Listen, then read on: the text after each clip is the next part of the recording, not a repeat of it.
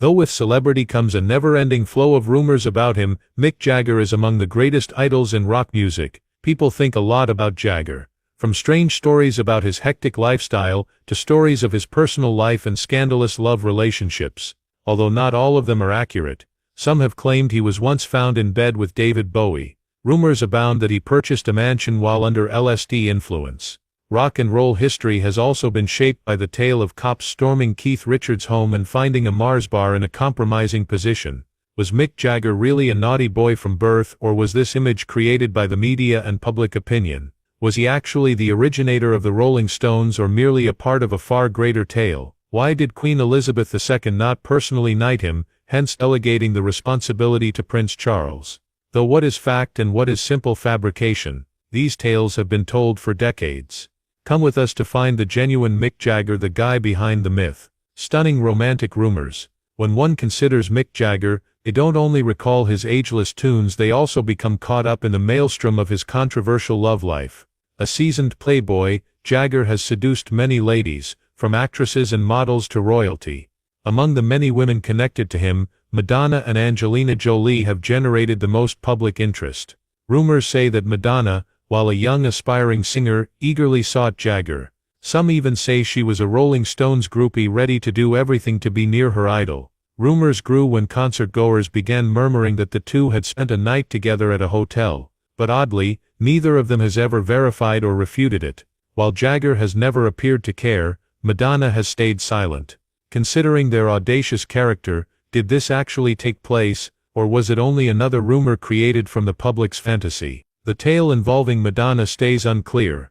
The rumor regarding Angelina Jolie is more fascinating. Several reports say Jolie formerly dated Mick Jagger in the 1990s, when she was still a rising star, but the tale becomes more interesting. Supposedly, midway through the night, Jagger abandoned Jolie to pursue Farrah Fawcett, star of Charlie's Angels. He is claimed to have vanished unannounced, leaving Jolie completely shocked. Still, just like the Madonna story, there is no solid proof to back this one. In any interview, Angelina Jolie has never brought up Jagger. Maybe the meeting was too short, or maybe it never took place at all. Mick Jagger's amorous stories, however, go beyond only women. His supposed affair with David Bowie placed him also at the core of one of music history's most startling rumors.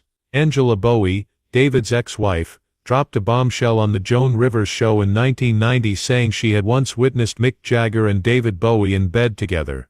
The news naturally rocked the press, but only 1 week later, Angela changed her remark while on Geraldo. This brought up a question right away. Was her first assertion even believable if there was no obvious proof or compromising circumstance? Was that only a strategy for attention then? Mick Jagger and David Bowie both totally refuted it. Though he adopted an androgynous image in the 1970s, Bowie never verified anything regarding Jagger. What about Jagger? He just disregarded it. But paradoxically, his quiet only served to increase public interest. 30 years have gone by, no one has yet confirmed the veracity of this myth. True or not, it has survived in the public's mind. Among the most interesting stories regarding Mick Jagger, maybe neither Jagger nor Bowie wanted to clarify.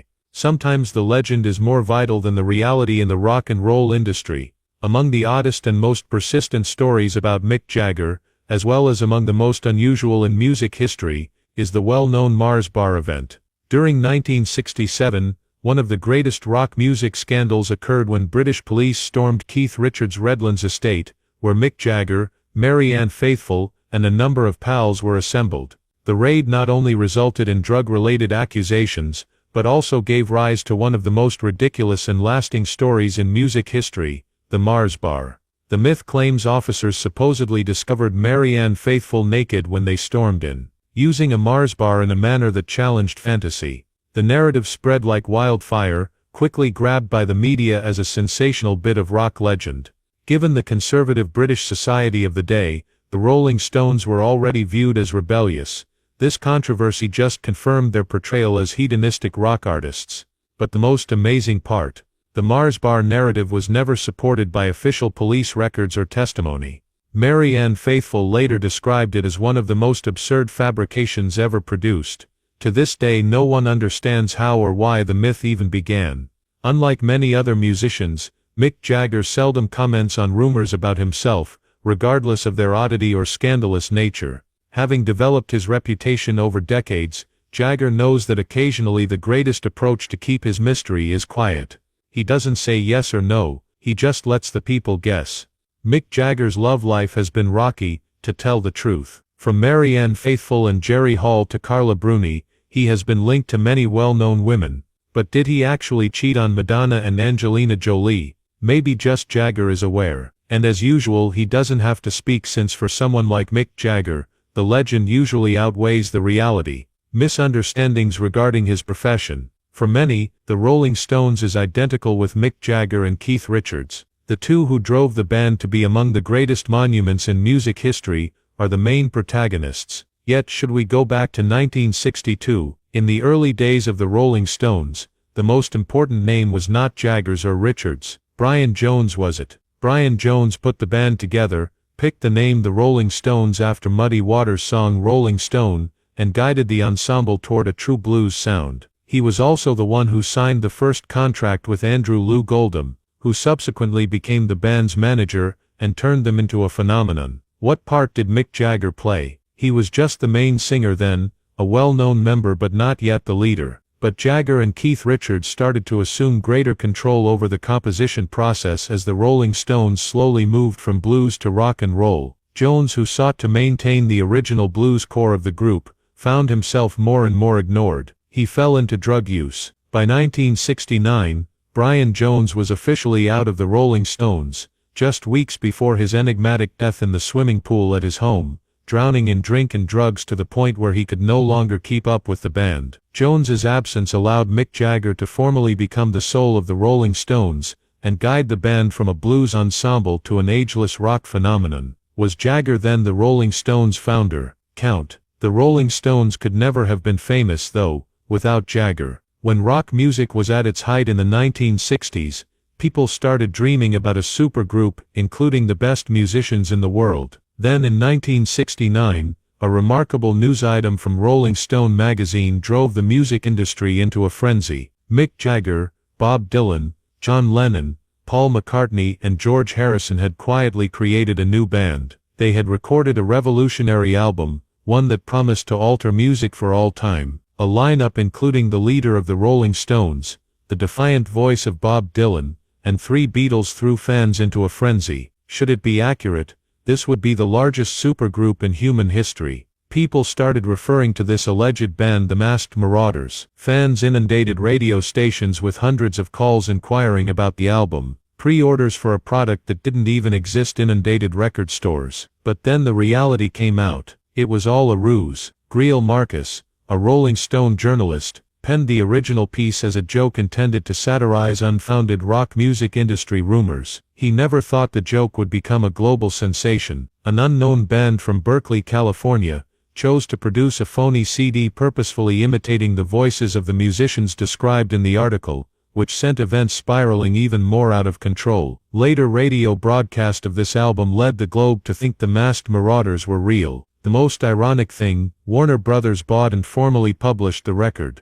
Though the reality came to light, as a collector's item, people kept looking for the album. Though it never really existed, the rumor of this supergroup is still discussed nowadays. It shows the great impact of rock icons, how a single narrative, even a made-up one, can drive the whole planet into a frenzy. Mick Jagger then, to become a legend, he never need a supergroup. With the Rolling Stones, he accomplished it alone. Is Mick Jagger truly a bad boy? Mick Jagger's image is that of a rebellious, untamed and charismatic rock star. Jagger is regarded as the ultimate bad boy of rock music with his opulent lifestyle, many high-profile affairs and provocative stage shows. But is that truly him? Or is it only a picture created by the media and society? Mick Jagger's total control over his life and profession distinguishes him from many musicians of his day. Many times, Jagger and Keith Richards are contrasted. Both are legends in rock. Richards, on the other hand, was consumed by scandals,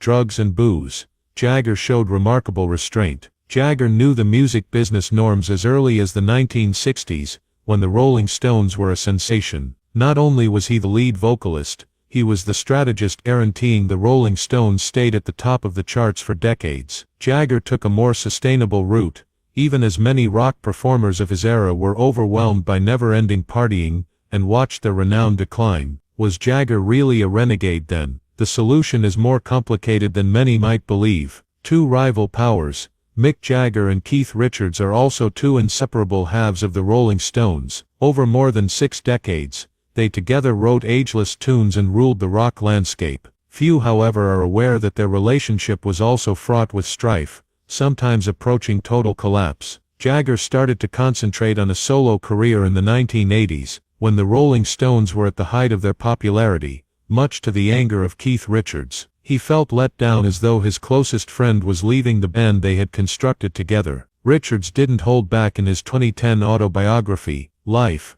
calling Jagger intolerable, alleging he had grown egotistical because of his celebrity, and sarcastically nicknamed him Brenda, a dig at Jagger's hubris. Though Mick Jagger never replied directly, one thing was obvious: he knew the ins and outs of the music industry better than anybody. Richards might have been the wild spirit of the Rolling Stones. The one who guaranteed the band's survival was Jagger. Though they disagreed, the two finally stayed together, knowing the Rolling Stones needed both of them to survive. But this also begs a question: was Jagger truly a horrible guy, or was he just too clever to repeat the same errors? Mick Jagger's bad boy persona only materialized once he joined the music business. Few people are aware that Jagger was a quiet, well-mannered, academically bright child before he became a rock star. Born into a middle-class family in Dartford, England, he originally thought about studying economics at the London School of Economics, a route quite opposite from the life he finally selected. Unlike other rock luminaries as Jim Morrison, Jimi Hendrix, or Kurt Cobain, all of whom were finally wrecked by their wild lifestyles, Mick Jagger is an unusual exception. Though Keith Richards was jailed several times for drug charges, Jagger never allowed himself to spiral out of control. He knew that to live in the cutthroat music business, one required a long-term plan. All-night parties, scandalous affairs, provocative performances, these were all part of his carefully curated image. But under the stage lights, Jagger was never the irresponsible person the public thought. By contrast, he worked out often, kept to a rigorous diet, and never let himself give in to the same vices that destroyed many other rock stars. His ability to keep working for more than 6 decades, still performing with unending zeal on stage even into his 80s, something nearly no other rock performer has been able to do, is so understandable. Though in actuality it was a well-crafted plan, Mick Jagger's bad boy image may be genuine on stage. Unlike many other rock stars, he did not let his career self-destruct. Unlike Keith Richards, he was not as irresponsible. Rather, in every choice he made, he kept a keen intellect. He might have upset the British royal family, been caught for drug possession, caught up in many love scandals, and more. These were just pieces of his existence. Actually, Jagger is among the most disciplined musicians in the business. His discipline helped him to become a living legend instead of simply another name on the list of rock stars who burnt out too soon. Though he was defiant, Mick Jagger never lost himself. Maybe it's his knowledge and self-awareness that set him as the most powerful character in rock music.